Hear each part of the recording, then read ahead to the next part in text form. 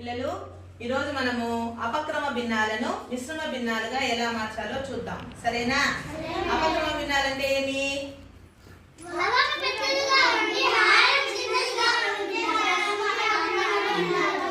పెద్దదిగా ఉండి హారము చిన్నదిగా గల భిన్నాలను అపక్రమ భిన్నాలు అంటారు. ఇప్పుడు ఉదాహరణ ఏదైనా చెప్పండి. 426/7.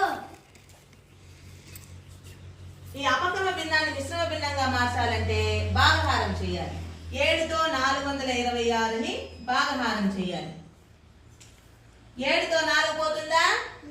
42 ఎన్నిసార్లు పోతుంది? 7 42 42 పోతే ఏం చేయాలి ఇప్పుడు? 7తో 6 ఎన్నిసార్లు పోతుంది? 7 సున్నాల 0. 6లో 0 పోతే 6. ఇప్పుడు దీన్ని మనం మిశ్రమ భిన్నంగా ఎట్లా రాయాలంటే భాగఫలాన్ని పూర్ణ సంఖ్యగా తీసుకోవాలి. ఎంత వచ్చింది?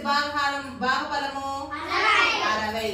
శేషాన్ని లవంగా రాసుకోవాలి. అంటే 6ని లవంగా రాసుకుంటాం. తర్వాత విభాజకాన్ని హారంగా రాసుకోవాలి. 7 66/7. ఇది తప్ప అవునా కరెక్టా కాదా చూడాలంటే చూడండి. 67ల 420కి 6 కలిపితే 426/7 వచ్చిందా లేదా? ఇప్పుడు ఇంకొక ఉదాహరణ చూద్దాం. ఇంకో ఉదాహరణ చెప్పండి. 986/8. చూడండి. 8తో 986 ఎన్నిసార్లు పోతుంది? ఎన్నిసార్లు పోతుంది చూడండి. 8తో 9 ఎన్నిసార్లు?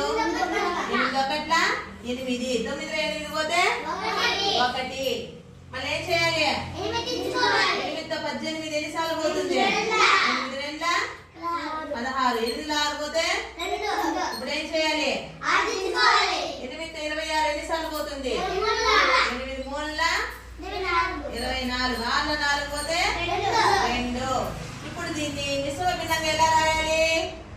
భాగఫలాన్ని ఏంగా రాసుకోవాలి? పూర్ణ సంఖ్యగా రాస్తాము.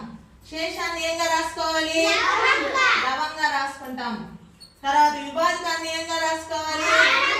హారంగా రాసుకోవాలి.